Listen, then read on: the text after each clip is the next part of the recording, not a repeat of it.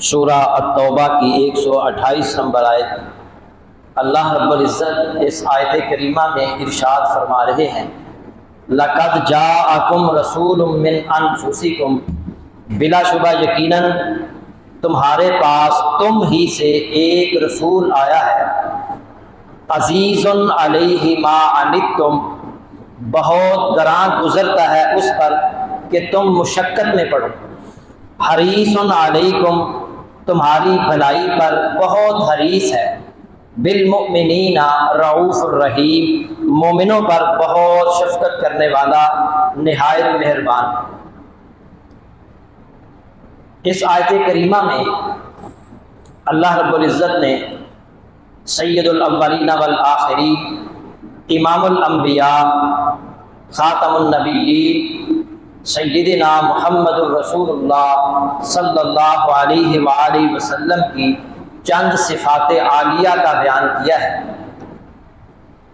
اس آیت پر گزشتہ خطبہ میں بھی گفتگو ہوئی تھی، اسی گفتگو کو میں آگے بڑھاتا ہوں۔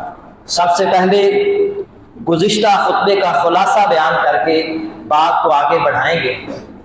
لَقَدْ جَاءَكُمْ رَسُولٌ مِّنْ أَنفُسِكُمْ، بلا شبہ یقیناً آیا ہے تمہارے پاس ایک رسول تم ہی میں سے، یعنی اللہ رب العزت نے ہماری ہدایت اور رہنمائی کے لیے جو رسول بھیجا ہے وہ کسی اور مخلوق سے نہیں ہے۔ اللہ فرما رہا ہے تم ہی میں سے ہے، انسانوں میں سے ہے۔ اسے اسی طرح کی ضروریات لاحق ہوتی ہیں جس طرح کی تمہیں ضروریات لاحق ہیں۔ ان کے بھی رشتہ دار ہیں، ماں باپ ہیں، دادا ہیں، چاچا ہیں، تائے ہیں، پھوپھیاں ہیں، خالائیں ہیں۔ اسی طرح آپ صلی اللہ علیہ وسلم کی بیویاں ہیں، آپ کی اولاد ہے، آپ کو بھی بھوک لگتی ہے، پیاس لگتی ہے۔ جس طرح ایک انسان کو ضرورت ہوتی ہے اسی طرح امام الانبیاء اور دیگر انبیاء کو بھی ضروریات لاحق ہیں۔ اللہ رب العزت کا یہ انسانوں پر احسان ہے کہ اس نے نبی انسانوں میں سے ہی بھیجا ہے۔ اگر اللہ کسی فرشتے کو نبی بنا کر بھیج دیتا تو فرشتہ ہمارا راہبر اور رہنما نہیں بن سکتا، اس لیے کہ فرشتہ نہ اس کے ماں باپ ہوتے ہیں، نہ اس کے بہن بھائی ہوتے ہیں، نہ اس کے عزیز و اقربا ہوتے ہیں، نہ وہ کھاتا ہے نہ وہ پیتا ہے، تو پھر ہمارا وہ رہنما کیسے بن سکتا؟ تو اللہ تعالیٰ نے انسانوں کی ہدایت اور رہنمائی کے لیے انسانوں میں سے ہی رسول بنا کر دیا۔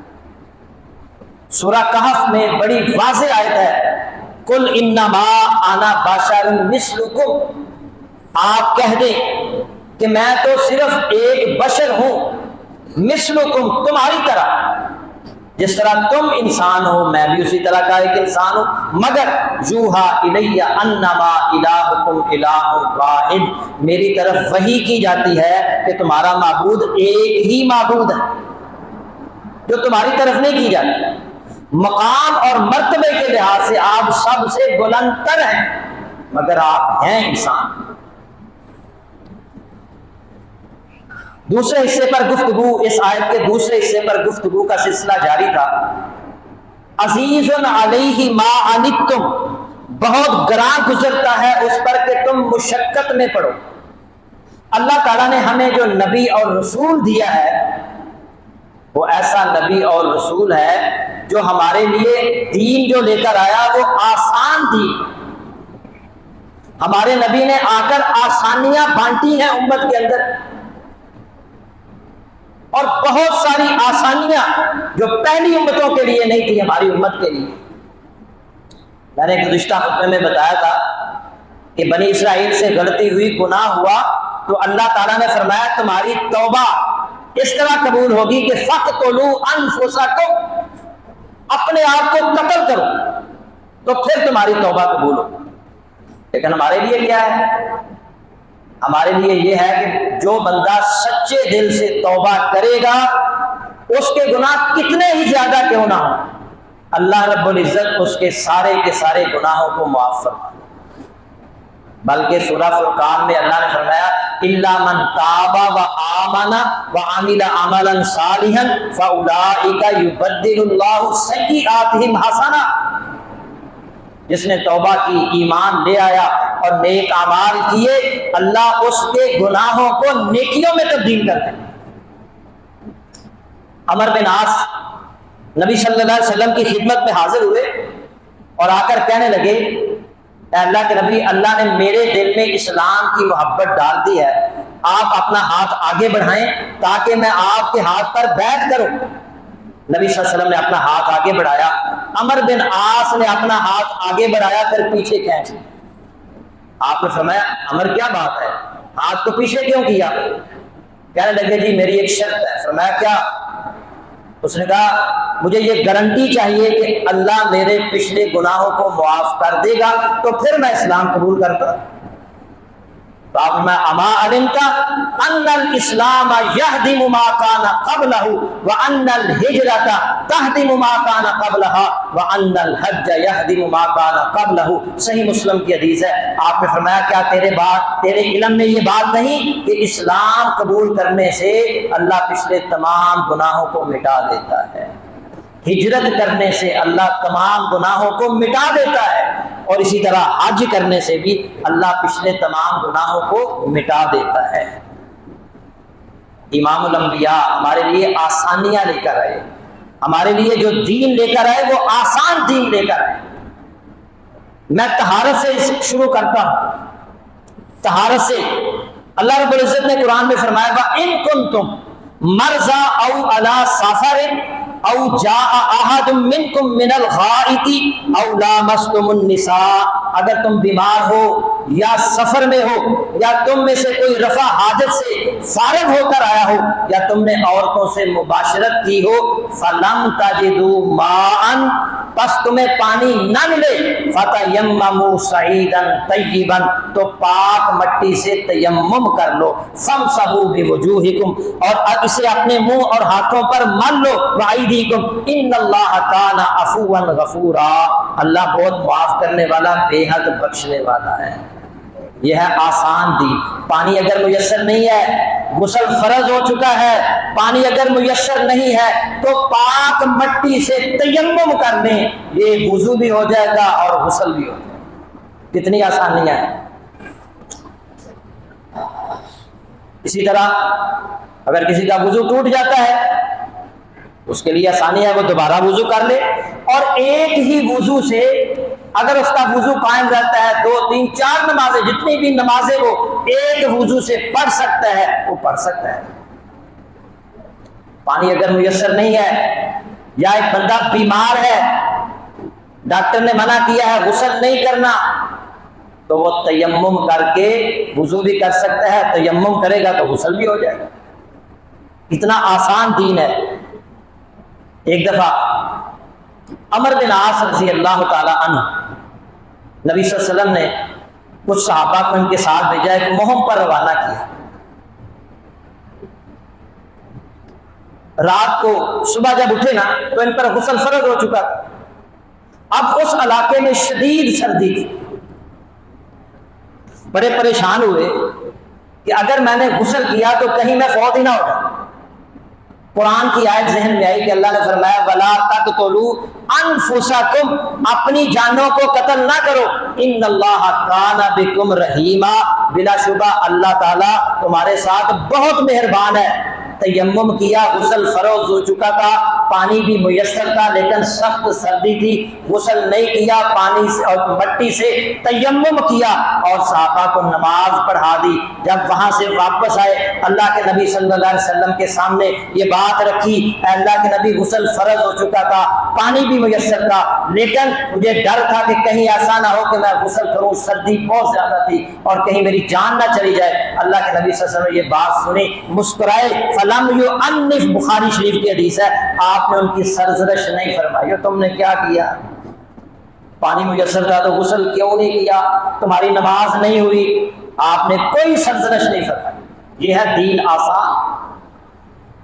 پھر ہمارے لیے کتنی آسانیاں ہیں۔ سردی کا موسم آ رہا ہے، اللہ کے نبی صلی اللہ علیہ وسلم نے امت کے لیے یہ آسانی فرما دی، صبح آپ وضو کر کے موزے پہن لیتے ہیں، جرابیں پہن لیتے ہیں، تو آپ ایک دن اور ایک رات ان جرابوں پر، ان موزوں پر مسح کر سکتے ہیں۔ اور اگر آپ سفر پر گئے ہیں، مسافر آدمی 3 دن اور 3 راتیں ان موزوں اور جرابوں پر مسح کر سکتے ہیں۔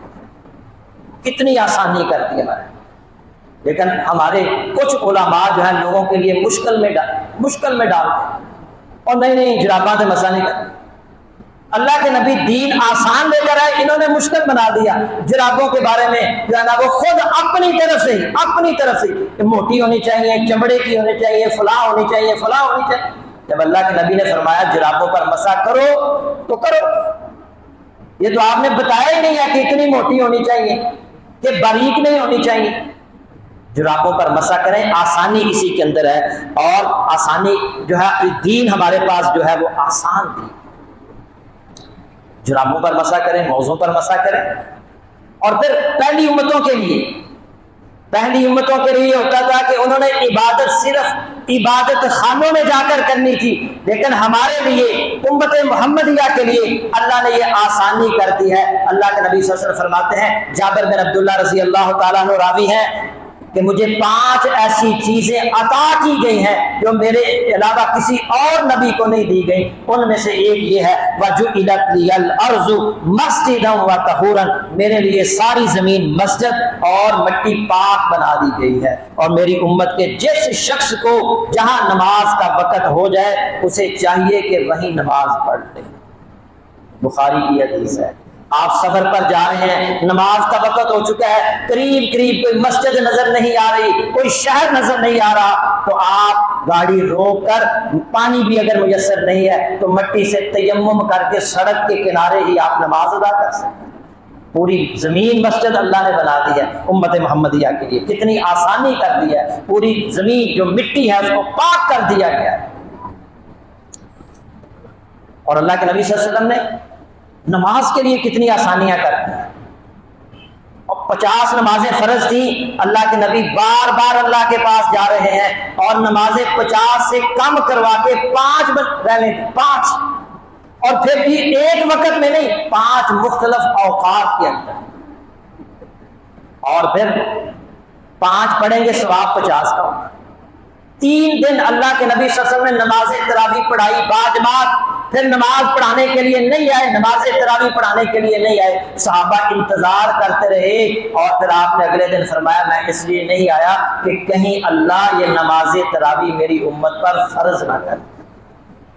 آسانیاں بانٹنے والا نبی اللہ نے ہمیں عطا کیا ہے۔ پھر دیکھیں، ایک مریض ہے، کھڑے ہو کر نماز نہیں پڑھ سکتا، وہ بیٹھ کر پڑھ سکتا ہے، اور بیٹھ کر نہیں پڑھ سکتا، لیٹ کر پڑھ سکتا ہے، لیٹے لیٹے اشارہ نہیں کر سکتا، جس طرح بھی ہے، جس طرح کی حالت میں بھی ہے وہ نماز ادا کر سکتا ہے۔ پھر اللہ کے نبی صلی اللہ علیہ وسلم نفل نماز پڑھتے تھے، آپ کبھی کھڑے ہو کر پڑھتے تھے، کبھی بیٹھ کر پڑھتے تھے، کبھی لمبا قیام کرتے تھے، کبھی مختصر قیام کرتے تھے، اور تہجد کی نماز آپ نے رات کے ابتدائی حصے میں بھی پڑھی ہے، عشاء کے ساتھ بھی پڑھی ہے، آدھی رات میں بھی پڑھی ہے، اور آخری تہائی رات میں بھی پڑھی ہے۔ امت کے لیے آسانی کر دی، اور عشاء صبح نہیں اٹھ سکتے، عشاء کے ساتھ پڑھ لو، آدھی رات کو پڑھ لو، آدھی رات کو اگر نہیں اٹھ سکتے تو پھر تہجد کے وقت، سحری کے وقت اٹھ کر تہجد کی نماز پڑھ لو۔ کتنی آسانیاں کر دی امت کے لیے۔ اور پھر سیدنا معاذ بن جبل رضی اللہ تعالیٰ عنہ نے ایک دفعہ نماز پڑھا رہے تھے، ایک عشاء کی نماز تھی، ایک صحابی سارا دن کھیتی باڑی کر کے محنت کر کے نماز پڑھنے کے لیے آئے، آگے معاذ بن جبل نماز پڑھا رہے تھے، انہوں نے سورۃ البقرہ شروع کر دی، وہ صحابی جو تھے انہوں نے نماز توڑ دی، الگ سے اپنی نماز پڑھی اور گھر چلے گئے۔ صبح ہوئی، اللہ کے نبی صلی اللہ علیہ وسلم سے شکایت کی، اے اللہ کے نبی ہم سارا دن محنت کرتے ہیں، مزدوری کرتے ہیں، کھیتی باڑی کرتے ہیں، اور رات کو ہم نماز پڑھنے کے لیے جب مسجد میں آتے ہیں تو یہ سورۃ البقرہ شروع کر دیتے ہیں۔ اللہ کے نبی صلی اللہ علیہ وسلم حضرت معاذ رضی اللہ تعالیٰ عنہ کو بلاتے ہیں اور فرماتے ہیں یا معاذ، اور شدید غصے میں ہیں، اور آپ فرماتے ہیں یا معاذ افتان انت، بخاری کی حدیث ہے، اے معاذ کیا تم فتنے اور آزمائش میں ڈالتے ہو لوگوں کو؟ تمہیں اور صورتیں نظر نہیں آتی؟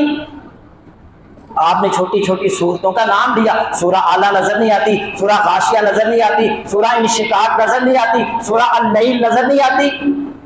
لوگ تھکے ہارے آتے ہیں مسجد میں نماز پڑھنے کے لیے اور تم سورۃ البقرہ شروع کر دیتے ہو۔ امت کے لیے آسانی ہے۔ اسی طرح ابو مسعود رضی اللہ تعالیٰ نے، عقبہ بن عمر رضی اللہ تعالیٰ عنہ سے مروی ہے، ایک آدمی نے عرض کیا اللہ کی قسم میں فجر کی نماز میں فلاں شخص کی وجہ سے شرکت نہیں کرتا کیونکہ وہ ہمیں لمبی نماز پڑھاتا ہے۔ سیدنا ابو مسعود رضی اللہ تعالیٰ عنہ کہتے ہیں میں نے رسول اللہ صلی اللہ علیہ وسلم کو کبھی کسی واعظ و نصیحت میں اس دن سے زیادہ غضبناک نہیں دیکھا۔ اس کے بعد آپ نے فرمایا یا ایھا الناس ان منکم منفرین، اے لوگوں تم میں سے کچھ لوگوں کو متنفر کرتے ہیں، فَأَيُّكُمْ مَا صَلَّى بِالنَّاسِ فَلْيُوجِزْ، لہذا تم میں سے جو بھی لوگوں کو نماز پڑھائے اسے چاہیے کہ اختصار سے کام لے، فَإِنَّ فِيهِمْ الْكَبِيرَ وَالضَّعِيفَ وَذَا الْحَاجَةِ، کیونکہ مقتدیوں میں بوڑھے بھی ہوتے ہیں، کمزور بھی ہوتے ہیں، حاجت مند بھی ہوتے ہیں، بیمار بھی ہوتے ہیں، اور لمبی نماز نہ پڑھاؤ۔ امت کے لیے آسانی کر دی، بلکہ شدید غصے میں آپ صلی اللہ علیہ وسلم نے فرمایا امت کو لوگوں کو فتنے میں ڈالتے ہو، آزمائش میں ڈالتے ہو۔ نبی صلی اللہ علیہ وسلم مسجد میں داخل ہوئے، آپ نے دو ستونوں کے درمیان ایک رسی لٹکے ہوئے دیکھی۔ آپ نے پوچھا یہ رسی کس لیے ہے؟ بتایا گیا ام المومنین سیدہ زینب رضی اللہ تعالیٰ عنہ عبادت کرتی ہیں، جب عبادت کر کر کے تھک جاتی ہیں تو پھر اس رسی کے سہارے میں کھڑے ہو کر نماز ادا کرتی ہیں۔ اللہ کے نبی صلی اللہ علیہ وسلم نے فرمایا لا حلوہ، اسے کھول دو، اس رسی کو کاٹ دو، لیصلی احدکم نشاطہ فاذا فطر فلیقعد، تم میں سے ہر شخص خوش مزاجی کے ساتھ، نشاط طبع کے ساتھ نماز پڑھے، جب تھک جائے تو بیٹھ جائے۔ عبادت کے اندر بھی اتنی عبادت نہیں کرنی کہ ہمیں تھکاوٹ ہو جائے، یہ مطلوب نہیں ہے۔ ساری ساری رات عبادت کرنا یہ سنت سے ثابت نہیں ہے۔ کتنا دین آسان ہے، اور پھر امت کے لیے کتنی آسانی کر دی۔ سفر کے اندر انسان تھک جاتا ہے، تھکاوٹ کا شکار ہو جاتا ہے۔ اللہ کے نبی صلی اللہ علیہ وسلم جب سفر کرتے تو آپ جو 4 رکعت والی نماز ہوتی اس کو 2 رکعت ادا کرتے تھے، ظہر کی 2 رکعت، عصر کی 2 رکعت، اور مغرب کی 3 رکعتیں ہیں، عشاء کی 2 رکعتیں، فجر کی پوری پڑھتے تھے 2 رکعت فرض اور 2 سنتیں، اور پھر آپ عشاء میں وتر بھی پڑھتے تھے۔ باقی نفل اور سنتیں اللہ کے نبی سفر میں نہیں پڑھتے تھے تاکہ میری امت کے لیے آسانی ہوتی۔ آسانیاں بانٹنے والا نبی اللہ نے ہمیں عطا کیا ہے، اس نبی سے تو ہمیں اپنی جان سے بڑھ کر محبت کرنی چاہیے، اس کے ایک ایک حکم پر، ایک ایک سنت پر ہمیں عمل کرنا چاہیے۔ لیکن افسوس سے یہ کہنا پڑتا ہے امت جو ہے ان کی سیرت کو اپنانے کی بجائے، ان کے اخلاق، ان کے معاملات، ان کے کردار کو اپنانے کی بجائے امت آج خرافات میں پڑ گئی ہے۔ گھروں کو سجایا جا رہا ہے، چراغاں کیا جا رہا ہے، گلیوں محلوں کو سجایا جا رہا ہے، مگر آج ہی صبح ادھر گلی کو سجا رہے تھے نوجوان، نماز پڑھنے نہیں آئے۔ ایک نمازی بھائیوں سے میں نے کہا کہ ان کو کہیں بچوں کو نماز پڑھو، میں ابھی ان سے کیا کرایا ہوں، اور یار نماز کھڑی ہو رہی ہے، نماز پڑھنے نہیں آئے لیکن سجاوٹ کرتے رہے۔ یہ کتنے ہی لوگ ہیں، یہ چند دن پہلے کی بات ہے، ایک گلی میں سے میں گزر آتا ہوں، آگے سے انہوں نے رسی لگا رکھی تھی اور بڑے بڑے نوجوان اور بوڑھے سب کھڑے تھے، ہاں جی چندہ دیو جی عید میلاد۔ میں نے کہا یہ چندہ ہے یا بھتہ ہے؟ وہ زبردستی وصول کر رہے ہو۔ میں نے ایک بندے سے کہا، میں نے کہا آج کتنی نمازیں پڑھی ہیں؟ ابو حسن لگ، میں نے کہا نمازیں کتنی پڑھی ہیں؟ وہ کہنے لگے تمہیں چندہ دینا دیو نہیں دینا، چلو اگے جاؤ۔ ایک بزرگ آدمی کھڑا تھا، میں نے کہا آپ مجھے نماز سنائیں، میں چندہ دوں گا، نماز سنائیں۔ میں نے کہا آندھی ہے، میں کہا سناؤ۔ نماز نہیں آتی، نماز نہیں پڑھنی، سیرت نہیں اپنانی، اللہ کے نبی کی سنت کو چہرے پر نہیں سجانا، گھر کو سجانا ہے۔ بینکوں کے اوپر چراغاں ہے اور نیچے کیا ہے؟ اللہ اور اس کے رسول کے ساتھ جنگ۔ ایک دکان پر، دودھ دہی کی دکان پر اوپر بڑی سجاوٹ تھی اور نیچے جو مالک تھا اپنے ملازموں کو گندی گالیاں دے رہا۔ میں نے کہا کچھ تو شرم کرو، یہ کون سی محبت ہے؟ اللہ کے نبی نے یہ محبت نہیں سکھائی۔ نہ اللہ کے نبی نے یہ محبت سکھائی، نہ صحابہ نے یہ سمجھا جو آج کا مولوی سمجھ رہا ہے اور لوگوں کو غلط راستے پر لگا رہا ہے کہ چراغاں کرو، جس طرح عیسائی اللہ کے نبی اور جو عیسیٰ علیہ السلام کی جو ہے نا وہ برتھ ڈے مناتے ہیں، انہوں نے بھی اسی طرح نبی صلی اللہ علیہ وسلم کا برتھ ڈے منانا شروع کر دیا، حالانکہ اللہ کے نبی صلی اللہ علیہ وسلم کی تاریخ پیدائش پر شدید اختلاف ہے۔ کوئی کہتا ہے 8 ربیع الاول کو پیدا ہوئے، کوئی کہتا ہے 12 کو پیدا ہوئے، کوئی کہتا ہے 9 کو پیدا ہوئے۔ پیر عبد القادر جیلانی کی بنیاد الطالبین پڑھے، وہ کہتا ہے محرم کے اندر اللہ کے نبی صلی اللہ علیہ وسلم پیدا ہوئے، لیکن 12 وفات اللہ کے نبی صلی اللہ علیہ وسلم 12 تاریخ کو 12 ربیع الاول کو آپ فوت ہوئے ہیں۔ سب سے زیادہ صحابہ اس دن غم زدہ تھے، پریشان تھے، لیکن آج امت جو ہے جس دن صحابہ پریشان تھے، رو رہے تھے، ہوش و حواس کھو بیٹھے تھے، سیدنا عمر فاروق رضی اللہ تعالی عنہ تلوار لے کر کھڑے تھے۔ اگر کسی نے کہا کہ نبی صلی اللہ علیہ وسلم وفات پا چکے ہیں تو میں اس کی گردن اڑا دوں گا۔ سیدنا ابوبکر صدیق رضی اللہ تعالی عنہ آتے ہیں، وہ اپنے گھر نبی صلی اللہ علیہ وسلم سے اجازت لے کر، مدینے سے باہر ایک نئی آبادی تھی اس میں انہوں نے گھر بنایا تھا، تو وہاں اجازت لے کر گھر والوں سے ملاقات کے لیے گئے۔ وہاں اطلاع ملی کہ اللہ کے نبی صلی اللہ علیہ وسلم وفات پا گئے ہیں۔ سیدھا حجرے میں آئے، نبی صلی اللہ علیہ وسلم کے چہروں کو جو ہے نا وہ بوسہ دیا، آنکھوں سے آنسو جاری ہیں، اور فرمایا اللہ نے جو آپ کے مقدر میں موت لکھی تھی وہ موت آپ کو آ چکی ہے۔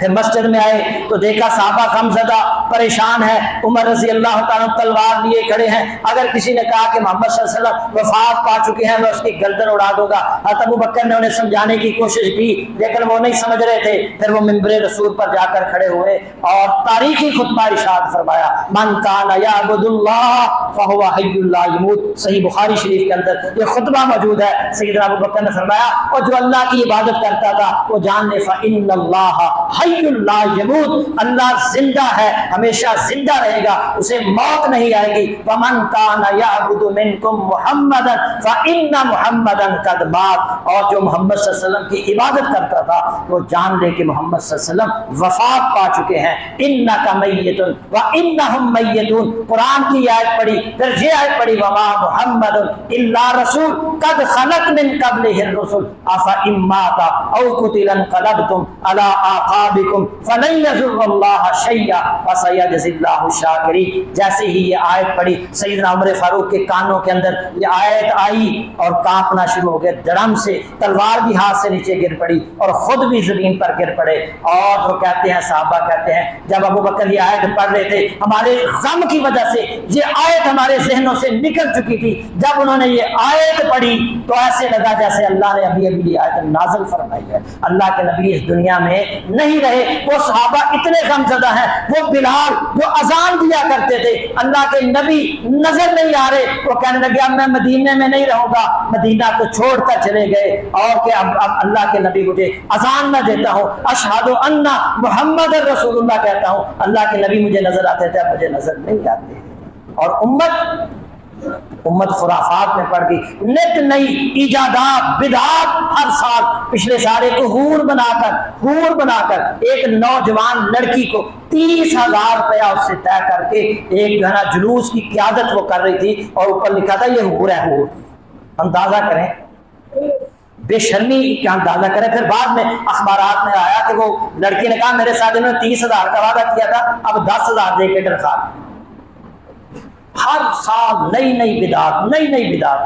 اللہ تعالیٰ انہیں ہدایت عطا فرمائے اور اللہ کا شکر ادا کیا کریں کہ اللہ تعالیٰ نے ہمیں صحیح دین کی سمجھ عطا فرمائی ہے، اللہ نے ہمیں ان خرافات سے بچایا ہے اور ہم صحیح دین پر، اسی دین پر ہیں جس دین پر صحابہ کرام تھے، جو دین اللہ کے نبی لے کر آئے تھے اسی دین پر آج انشاءاللہ ہم ہیں۔ ہمارے اندر عمل کی کوتاہی ہو سکتی ہے مگر ہمارے پاس انشاءاللہ جو دین ہے وہ صحیح دین ہے، سچا دین ہے۔ نبی صلی اللہ علیہ وسلم نے لوگوں کی آسانی اور سہولت کی خاطر آپ نے فرمایا یہ جمعے کا جو خطبہ ہے یہ مختصر ہونا چاہیے، لمبا گھنٹوں تقریریں کرنا یہ آپ کی سیرت سے نہیں ہے۔ آپ نے فرمایا ان طول صلاۃ الرجل وقصر خطبتہ معنۃ من فقہہ۔ مسلم کی حدیث ہے لمبی نماز اور مختصر خطبہ بندے کے فقیہ ہونے کی نشانی ہے، یعنی سمجھداری کی علامت ہے، یعنی اس کے دینی سوجھ بوجھ کی علامت، جو مختصر خطبہ دیتا ہے۔ ہمارے یہاں بعض اوقات 1.5 گھنٹے کا خطبہ جمعہ ہوتا ہے اور لوگوں کو سمجھ نہیں آتی کہ کیا بیان کیا جا رہا ہے۔ مختصر خطبہ ہونا چاہیے، اور یہ خطیب کے فقیہ ہونے کی علامت، نشانی، دینی سمجھ بوجھ کی علامت بیان فرمائی ہے اللہ کے نبی صلی اللہ علیہ وسلم۔ تو یہ اس میں بھی آسانی اللہ کے نبی نے کر دی کہ یہ نہیں ہے کہ جو لوگ جمعہ پڑھنے آ گئے ہیں اب ان کا سارا دن جمعہ پڑھنے میں ہی گزر جائے، مختصر خطبہ۔ اسی طرح اللہ کے نبی صلی اللہ علیہ وسلم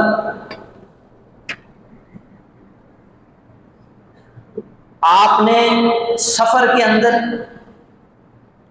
بارش کے موسم میں، سخت سردی کے موسم میں 2 نمازیں جمع کی امت کی آسانی کے لیے۔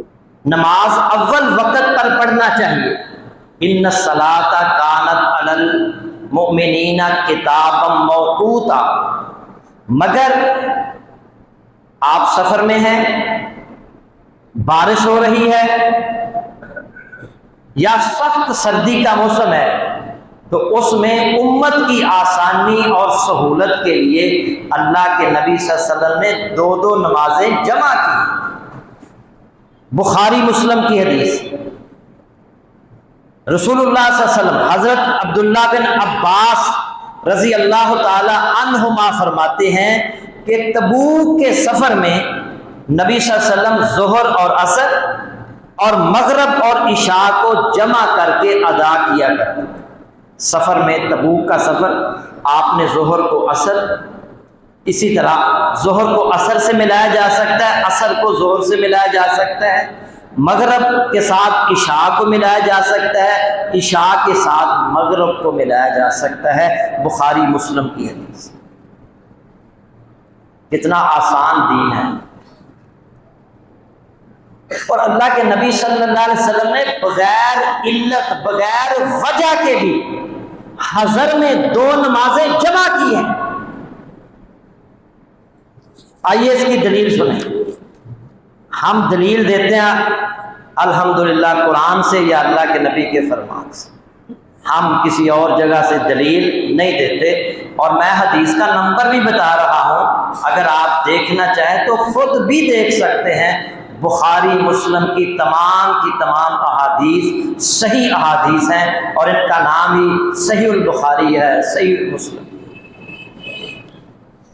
سیدنا عبداللہ بن عباس رضی اللہ تعالی عنہما بیان کرتے ہیں، رسول اللہ صلی اللہ علیہ وسلم نے مدینہ میں بغیر خوف، بغیر سفر کے ظہر عصر کو اکٹھا کر کے پڑھا۔ ابو زبیر کہتے ہیں میں نے سعید سے پوچھا کہ آپ نے ایسا کیوں کیا؟ انہوں نے جواب دیا یہی سوال میں نے عبداللہ بن عباس سے کیا تھا، تو انہوں نے فرمایا تھا ارادہ اللہ یحرج احد من امتہ، آپ چاہتے تھے کہ میری امت میں سے کوئی شخص مشکل میں نہ پڑے، آپ چاہتے تھے۔ مسلم کی حدیث ہے 705 نمبر۔ آپ اس لیے آپ نے ایسا کیا کہ میری امت میں سے کوئی شخص مشکل میں نہ پڑے۔ نماز اول وقت میں ہی پڑھنی چاہیے، لیکن اگر کوئی عذر ہے، کوئی مشکل ہے، اور بغیر عذر کے کبھی کبھار آپ 2 نمازیں اکٹھی کر سکتے ہیں۔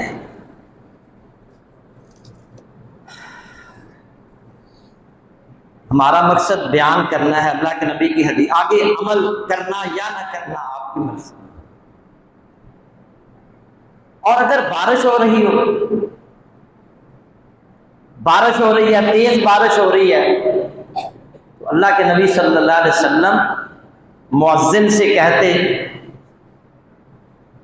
سے کہتے کہ اذان میں نا حی علی الصلاۃ اور حی علی الفلاح کی جگہ کہو الا صلوا فی الرحال، الا صلوا فی الرحال، الا صلوا فی الرحال، آئیے سنیے حدیث بخاری کے اندر موجود ہے، مسلم میں موجود ہے، اور لیکن ہمارے یہاں بارش ہو رہی ہے، گلیوں کے اندر کیچڑ ہے، پانی ہے، اور مسجد سے اذان کی آواز یہی آئے گی حی علی الصلاۃ حی علی الفلاح۔ پتہ نہیں یہ احادیث پڑھتے نہیں ہیں، یا جو تقلید ہے اس نے ایسا انسان کو جو ہے وہ حدیث سے دور کر دیا ہے کہ ائمہ کی تقلید میں صحیح احادیث کو انسان چھوڑ دیا۔ عبداللہ بن عمر رضی اللہ تعالی عنہما بیان کرتے ہیں کہ ان رسول اللہ صلی اللہ علیہ وسلم کان یأمر المؤذن اذا کانت لیلۃ ذات برد ومطر یقول الا صلوا فی الرحال، جب رات سخت سرد ہوتی اور برساتی ہوتی، بارش ہوتی، تو رسول اللہ صلی اللہ علیہ وسلم مؤذن کو حکم دیتے کہ وہ اذان میں کہے الا صلوا فی الرحال، خبردار اور سن لو، گھروں میں نماز پڑھ لو، گھروں میں نماز پڑھ لو، گھروں میں نماز پڑھ لو۔ کتنا دین آسان ہے۔ جو بندہ مسجد میں نماز پڑھنے آتا ہے، اب بارش ہو رہی ہے، وہ گھر میں نماز پڑھتا ہے، یہ ہو ہی نہیں سکتا کہ اس کو نماز با جماعت کا ثواب نہ ملے۔ تو کتنا دین آسان ہے، اور ہم مسجد میں کہہ رہے ہیں حی علی الصلاۃ حی علی الفلاح، اور اللہ کے نبی مؤذن کو کیا کہہ رہے ہیں کہ کہو الا صلوا فی الرحال۔ الحمدللہ ہماری مساجد کے اندر اس حدیث پر بھی عمل ہوتا ہے۔ بارش کے موسم میں ہم اذان میں مؤذن کو کہتے ہیں الا صلوا فی الرحال کہو۔ اللہ تعالیٰ باقیوں کو بھی اس پر عمل کی توفیق عطا فرمائے۔ نبی صلی اللہ علیہ وسلم نے فرمایا، مسند احمد کی حدیث ہے، ان خیر دینکم ایسرہ، بلا شبہ تمہارا بہترین دین وہ ہے جس میں زیادہ آسانی ہو۔ آپ نے 3 بار یہی جملہ فرمایا، ان خیر دینکم ایسرہ، ان خیر دینکم ایسرہ، بلا شبہ تمہارا دین بہترین دین ہے جس میں زیادہ سے زیادہ آسانی۔ یہ بہترین دین ہے۔ دین میں کتنی آسانیاں ہیں، لیکن لوگوں کو مشکل میں ڈالا جاتا ہے، پریشان کیا جاتا ہے۔ اور میرے بھائیوں، دین آسان ہے، لوگوں کے لیے آسانی کا انتخاب کیا کرو، لوگوں کو مشکل میں نہ ڈالو۔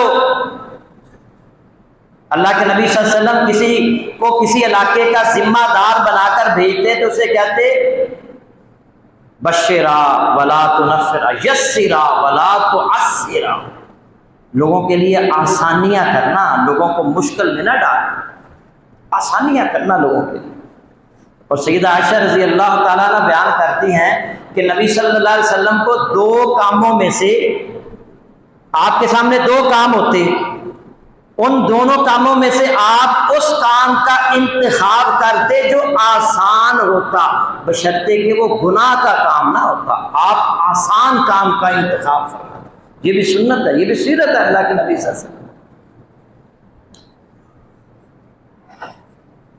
روزوں کے اندر کتنی آسانی رکھ دی اللہ تعالیٰ نے۔ پورا سال 12 مہینوں میں صرف ایک مہینہ روزہ رکھنا فرض ہے، اور اس میں سے بھی وَمَنْ كَانَ مَرِيضًا أَوْ عَلَى سَفَرٍ فَعِدَّةٌ مِّنْ أَيَّامٍ أُخَرَ، جو شخص بیمار ہو یا سفر پر ہو تو دوسرے دنوں میں گنتی پوری کر لے۔ روزے، بیمار ہو گیا ہے چھوڑ دے روزہ، سفر پر جانے کی ضرورت پیش آ گئی ہے روزہ چھوڑ دے، کوئی گناہ کا کام نہیں۔ یرید اللہ بکم الیسر ولا یرید بکم العسر، اللہ تمہارے لیے آسانی چاہتا ہے، تمہارے لیے تنگی نہیں چاہتا۔ سورۃ البقرہ آیت نمبر 185۔ آپ نے سفر میں روزہ چھوڑ دیا اور روزہ رکھا ہوا تھا، صحابہ کو کہا کہ روزہ توڑ دو، سب نے روزہ توڑ دیا، سب نے روزہ چھوڑ دیا، لیکن کچھ لوگوں نے روزہ نہیں چھوڑا۔ آپ صلی اللہ علیہ وسلم کو بتایا گیا جی کچھ لوگوں نے روزہ نہیں توڑا۔ آپ نے حکم دیا ہے روزہ توڑ دو، تو کچھ لوگوں نے نہیں توڑا، آپ نے اولئک القصاۃ، اولئک القصاۃ، یہ نافرمان ہیں، یہ نافرمان ہے۔ مسلم کی حدیث۔ آپ صلی اللہ علیہ وسلم سفر پر تھے، ایک جگہ رش دیکھا، آپ نے دیکھا کہ کچھ لوگوں نے ایک شخص پر سایہ کیا ہوا ہے۔ آپ نے پوچھا یہ اس پر سایہ کیوں کیا ہوا ہے؟ انہوں نے بتایا جی روزہ دار ہے، مسافر ہے لیکن روزہ رکھا ہوا ہے۔ بخاری کی حدیث ہے، آپ نے فرمایا لیس من البر الصوم فی السفر، سفر میں روزہ رکھنا نیکی نہیں ہے۔ اللہ نے آسانی دی ہے، چھوڑ دو روزہ اور بعد میں پورا کر لو، گنتی جتنے روزے چھوڑ دیے ہیں بعد میں پورا کر لو۔ اسی طرح دین میں اتنی آسانیاں ہیں، دودھ پلانے والی عورت روزہ چھوڑ سکتی ہے، اسی طرح حاملہ عورت روزہ چھوڑ سکتی ہے، مریض روزہ چھوڑ سکتا ہے، مسافر روزہ چھوڑ سکتا ہے، جتنے روزے ان کے رہ جائیں وہ بعد میں پورے کر لیں۔ اور اسی طرح ایک دائمی مریض ہے، دائمی مریض جس کے ٹھیک ہونے کی کوئی صورت باقی نہیں، انتہائی بوڑھا ہو چکا ہے، اس کے لیے دین نے یہ آسانی دی ہے کہ وہ اپنی جگہ کسی اور کو روزے رکھوا، کسی مسکین کو پورا مہینہ کھانا کھلا دے، کتنی آسانی ہے۔ عبداللہ بن عمر رضی اللہ تعالی عنہما کے بارے میں نبی صلی اللہ علیہ وسلم کو بتایا گیا کہ انہوں نے کہا ہے کہ میں ہر روز روزہ رکھوں گا، ہر روز۔ آپ نے ان کو بلا لیا، فرمایا عبداللہ میں نے تمہارے بارے میں کیا سنا ہے کہ تم کہہ رہے ہو کہ میں ہر روز روزہ رکھوں گا؟ انہوں نے کہا ہاں۔ فرمایا تم اس کی طاقت نہیں رکھو گے، ہر روز روزہ نہ رکھو، روزہ رکھو بھی روزہ چھوڑو بھی، روزہ رکھو بھی روزہ چھوڑو بھی۔ آپ نے فرمایا روزہ رکھو، روزہ چھوڑ دو، رات کو آرام بھی کیا کرو، رات کو قرآن بھی پڑھا کرو، نماز بھی پڑھا کرو، اور اسی طرح نیند بھی لیا کرو۔ اور آپ نے فرمایا مہینے میں 3 روزے رکھ لیا کرو، یہ کافی ہیں نفلی روزے۔ اور آپ نے فرمایا ہر نیکی کی اللہ اجر 10 گنا دیتا ہے، اگر تم ہر مہینے میں 3 روزے رکھا کرو گے تو ایک روزے کے بدلے میں 10 روزے رکھنے کا ثواب، تو 3 روزے 30 روزوں کے برابر ہو گئے۔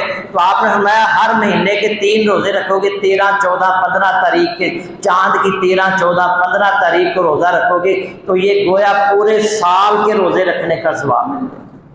تو اپنے آپ کو مشکل میں نہ ڈالو، اپنے آپ کو مشقت میں نہ ڈالو، ہر روز روزہ نہ رکھو، اتنی آسانی کر دی آپ سے۔ ام المومنین سیدہ عائشہ رضی اللہ تعالیٰ عنہ بیان کرتی ہیں ایک دن رسول اللہ صلی اللہ علیہ وسلم گھر آئے اور کہا عائشہ کھانے کو کچھ ہے؟ انہوں نے فرمایا نہیں کچھ بھی نہیں۔ فرمایا چلو روزہ رکھ لیں۔ آپ چلے گئے، گھر میں کھانے کو کچھ نہیں تھا، روزے کی نیت کر، نفلی روزے کی نیت کر۔ آپ کے بعد گھر میں نا کچھ مہمان آئے اور انہوں نے کچھ ہدیہ، کچھ تحفہ سیدہ عائشہ رضی اللہ تعالی عنہا کو دیا، وہ کھانے کی چیز تھی، انہوں نے نبی صلی اللہ علیہ وسلم کے لیے بھی کچھ بچا کر رکھا۔ نبی صلی اللہ علیہ وسلم گھر میں تشریف لائے تو سیدہ عائشہ رضی اللہ تعالیٰ نے فرمایا کچھ مہمان آئے تھے، وہ ہدیہ لے کر آئے ہیں، کچھ تحفہ لے کر آئے ہیں، وہ ایک چیز ہے، حلوہ ہے جو کھجور گھی اور پنیر سے بنا ہو، کھجور گھی اور پنیر سے بنا ہو۔ تو آپ نے فرمایا لاؤ سے۔ صبح آپ نے کیا کہا تھا کہ کھانا نہیں ہے، چلو میں روزہ رکھ لیتا ہوں، آپ نے اس میں سے کھا لیا، امت کے لیے آسانی کر دی، آپ نے نفلی روزہ رکھا ہوا ہے اور آپ جو ہے نفلی روزے کو چھوڑ بھی سکتے ہیں، توڑ بھی سکتے ہیں، اللہ کے نبی صلی اللہ علیہ وسلم نے اس میں سے کھا لیا، امت کے لیے اور آسانی کر دی۔ اور اللہ کے نبی صلی اللہ علیہ وسلم کا فرمان ہے ان اللہ یحب ان تؤتی رخصہ، اللہ تعالیٰ یہ پسند کرتا ہے کہ اس کی رخصت کو قبول کیا جائے۔ اللہ کو یہ پسند ہے کہ جو اللہ نے آسانی دی ہے، رخصت دی ہے، اس رخصت کو قبول کیا جائے۔ کما یکرہ ان تعطی معصیتہ، جیسے وہ یہ ناپسند کرتا ہے کہ اس کی نافرمانی کا ارتکاب ہو، جیسے وہ اس بات کو ناپسند کرتا ہے کہ لوگ اس کی نافرمانی نہ کریں، اسی طرح وہ اس بات کو پسند کرتا ہے کہ لوگوں کو جو اس نے رخصت دی ہے، آسانی دی ہے، اس کو وہ اختیار کرے۔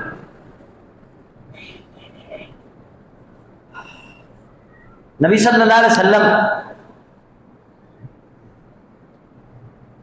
نے عبداللہ بن عمر رضی اللہ تعالی عنہما کے بارے میں آپ کو پتہ چلا کہ وہ ساری رات قرآن پڑھتے رہتے ہیں، نماز پڑھتے رہتے ہیں، اور نماز میں قرآن پڑھتے رہتے ہیں، نماز پڑھتے ہیں، قرآن پڑھتے ہیں، رات کو آرام نہیں کرتے، بیوی کا حق ادا نہیں کرتے۔ تو آپ صلی اللہ علیہ وسلم نے ان کو بلایا اور فرمایا تمہاری آنکھوں کا بھی تجھ پر حق ہے، تمہارے جسم کا بھی تجھ پر حق ہے، تمہاری بیوی کا بھی تجھ پر حق ہے، قرآن کتنا پڑھتے ہو؟ کہنے لگے اللہ کے نبی ساری رات قرآن پڑھتا رہتا ہوں، جتنا مجھے یاد ہے وہ میں قرآن ساری رات میں پڑھ لیتا ہوں۔ آپ نے فرمایا نہ ایسا نہ کیا کرو، مہینے میں ایک دفعہ قرآن پڑھا کرو، مہینے میں، یعنی ہر روز ایک سپارہ پڑھ لیا۔ وہ کہنے لگے اللہ کے نبی مجھے اس سے زیادہ طاقت ہے۔ آپ نے فرمایا چلو 20 دنوں میں قرآن پڑھ لیا۔ انہوں نے کہا مجھے اس سے زیادہ طاقت ہے۔ آپ نے فرمایا چلو 7 دنوں میں قرآن پڑھ لیا۔ انہوں نے کہا میں اس سے زیادہ طاقت رکھتا ہوں، اور فرمایا بس 7 دنوں کے اندر قرآن مکمل کرو، اس سے کم دنوں میں نہیں۔ ایک روایت میں 5 دن بھی آتا ہے، کہ روایت میں 3 دن بھی آتا ہے، یعنی قرآن پڑھ رہے ہیں، قرآن ساری رات نماز پڑھ رہے ہیں۔ اللہ کے نبی نے اس کو پسند نہیں کیا۔ یہ انسان کے لیے مشقت ہے، مشکل ہے کہ وہ ساری رات 1 دن کر لے گا، 2 دن کر لے گا، 3 دن کر لے گا، پھر اس کے بعد تھکاوٹ کا شکار ہو جائے گا۔ آپ نے امت کے لیے آسانی کر دی، ساری رات نماز نہیں پڑھنی، ساری رات عبادت نہیں کرنی، جتنی آسانی کے ساتھ عبادت کر سکتے ہو کر لو، پھر آرام کرو۔ کتنی آسانیاں دی ہیں اللہ کے نبی صلی اللہ علیہ وسلم۔ اسی طرح اللہ کے نبی صلی اللہ علیہ وسلم، سیدنا عبداللہ بن مسعود رضی اللہ تعالیٰ عنہ سے مروی ہے کہ نبی کریم صلی اللہ علیہ وسلم نے ہمیں نصیحت فرمانے کے لیے کچھ دن مقرر کر دیے تھے، اس ڈر سے کہ کہیں ہم اکتا نہ جائیں۔ بخاری کی حدیث، یعنی اللہ کے نبی صلی اللہ علیہ وسلم وہ ہستی ہیں کہ آپ کی زبان مبارک سے گفتگو سننے کے لیے صحابہ ہر وقت تیار رہتے تھے،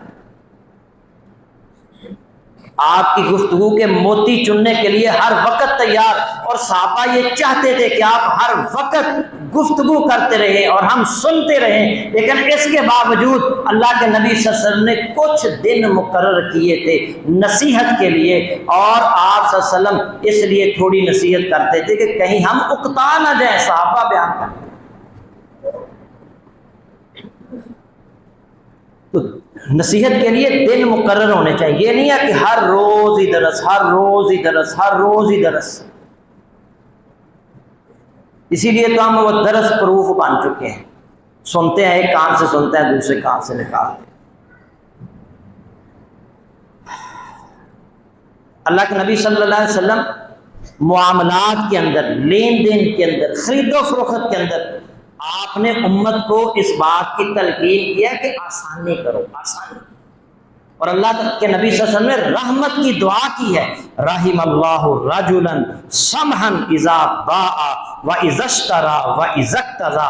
اللہ تعالیٰ اس آدمی پر رحم کرے جو خرید و فروخت میں لین دین کا تقاضا کرتے وقت نرمی اور کشادہ دلی کا مظاہرہ کرتا ہے۔ بخاری کی حدیث ہے۔ آپ نے سیدنا عبداللہ حضرت عمر رضی اللہ تعالیٰ عنہ سے اونٹ خریدا، حضرت عمر سے اونٹ خرید کر ان کے بیٹے عبداللہ بن عمر کو گفٹ کر دیا، تحفہ دے دیا۔ حضرت جابر بن عبداللہ رضی اللہ تعالیٰ عنہ کے حالات اچھے نہیں تھے، ان کے والد احد میں شہید ہو چکے تھے، اور ان کی 9 غالباً بہنیں تھیں، اور ان کی کفالت ان کے ذمے تھی۔ اللہ کے نبی صلی اللہ علیہ وسلم نے ان کی مدد کیسے کی؟ تبوک سے واپس آ رہے ہیں، اور آپ نے دیکھا کہ جابر کا اونٹ پیچھے، آپ صلی اللہ علیہ وسلم پوچھتے ہیں بھائی جابر یہ کیا ہے؟ ان کو اس نے بڑا تھک گیا ہے، میں تو اس کو جا کر نہ مدینہ میں بیچ دوں۔ آپ نے اس کو ہلکا سا چکا لگایا، اس تیز ہو گیا، وہ تیزی سے چلنے لگا۔ آپ نے فرمایا اونٹ بیچنا ہے؟ کہنے لگے ہاں اللہ کے نبی بیچنا ہے۔ کتنے کا بیچنا ہے؟ سودا اللہ کے نبی صلی اللہ علیہ وسلم سے طے کر لیا، اتنی چاندی میں دوں گا اور یہ اونٹ لے لوں گا۔ انہوں نے کہا میں مدینہ جا کر دوں گا۔ آپ نے کہا ٹھیک ہے۔ مدینہ پہنچے، اللہ کے نبی صلی اللہ علیہ وسلم نے حضرت بلال رضی اللہ تعالیٰ مختصر حضرت بلال کو بلایا، کہا کہ جابر آتے ہیں نا تو ان کو اتنی چاندی دے دو اور اونٹ لے دو۔ حضرت جابر آئے، آپ نے حضرت بلال سے کہا، بلال رضی اللہ تعالیٰ نے ان کو چاندی دے دی اور اونٹ لے لیا۔ جب وہ واپس جانے لگے نا تو آپ نے پیچھے سے آواز دی۔ حضرت جابر کہتے ہیں میں ڈر گیا، پتہ نہیں اللہ کے نبی سودا منسوخ ہی نہ کر۔ آپ نے بلایا، یہ دیکھیں مدد کا طریقہ، کیونکہ وہ 9 بہنوں کی کفالت کر رہے تھے، باپ کے اوپر کافی سارا قرضہ تھا جو حضرت جابر نے اتارنا تھا، اور انہوں نے اتارا بھی۔ تو نبی صلی اللہ علیہ وسلم ان کو بلاتے ہیں، وہ آپ کے پاس آتے ہیں، فرماتے ہیں جابر یہ پیسے بھی تمہارے اور یہ اونٹ میری طرف سے تمہارے لیے ہدیہ ہے۔ آپ صلی اللہ علیہ وسلم نے امت کے لیے اتنی آسانیاں کر دی ہیں۔ النکاح ایسر، کتنی باتیں میں آپ کے سامنے رکھوں۔ آپ میں بہترین نکاح وہ نکاح ہے جس میں جو آسان ہو، جس کا خرچہ کم سے کم، وہ بہترین نکاح ہے، خیر و برکت والا نکاح ہے۔ نبی صلی اللہ علیہ وسلم ایک صحابی سے کہتے ہیں 1-2 منٹ آپ کے زیادہ لوں گا، تو میں چاہتا ہوں آج اس کو ختم کریں، اگلا پھر سلسلہ شروع کریں، آیت کا اگلے حصے کو شروع کریں۔ تو نبی صلی اللہ علیہ وسلم، کیا بات ہو رہی تھی؟ ہاں نکاح کے حوالے سے میں بات کر رہا تھا۔ تو ایک صحابی سے کہنے لگا تمہاری شادی کر دیں؟ کہا ہاں جی کر دیں، فلاں عورت سے کر دیں۔ اس عورت سے پوچھا گیا تمہاری اس سے شادی کر دیں؟ کر دیں۔ ان کے پاس، لڑکے کے پاس حق مہر دینے کے لیے اس وقت کچھ نہیں تھا، آپ نے ان کا نکاح کر حق مہر مقرر نہیں کیا۔ اور دین میں یہ آسانی ہے، حق مہر مقرر کیے بغیر بھی نکاح ہو سکتا ہے۔ اس صحابی کو خیبر کی جنگ سے مال غنیمت ملا، ان کی موت کا وقت آیا، انہیں یاد آیا کہ میں نے تو فلاں بیوی کا حق مہر ہی نہیں دیا تھا۔ انہوں نے کہا کہ مجھے خیبر کی جنگ سے جو مال غنیمت ملا تھا وہ میں اپنی فلاں بیوی کا حق مہر مقرر کرتا ہوں۔ اور پھر وہ حق مہر ان کی بیوی کو دیا گیا، تو 1 لاکھ درہم میں اس نے وہ بیچا۔ اس وقت ان کے پاس نہیں تھے وسائل، آپ نے بغیر حق مہر کے مقرر کیے بغیر نکاح پڑھا دیا، اور بعد میں انہوں نے حق مہر دیا، اور جو 1 لاکھ درہم۔ تو دین بڑا آسان ہے، ہم نے اس کو مشکل بنا دیا۔ ہم نے جو ہے نا وہ دین شادیوں کے لیے 8, 10, 15 لاکھ روپیہ ہوگا کم از کم تو پھر شادی ہوگی۔ دین تو بڑا آسان دین ہے۔ ایک صحابی کہنے لگے اللہ کے نبی میرے پاس کچھ نہیں ہے، آپ نے فرمایا حق مہر دینے کے لیے، فرمایا قرآن کی کون کون سی صورتیں تمہیں یاد ہیں؟ فرمایا فلاں صورتیں یاد ہیں۔ فرمایا یہ اپنی بیوی کو یاد کروا دینا، یہی اس کا حق ہے۔ اللہ تعالیٰ جو ہمیں اللہ نے دین آسان دیا ہے، اس دین پر صحیح معنوں کے اندر عمل کی توفیق عطا فرمائے۔ وآخر دعوانا الحمدللہ۔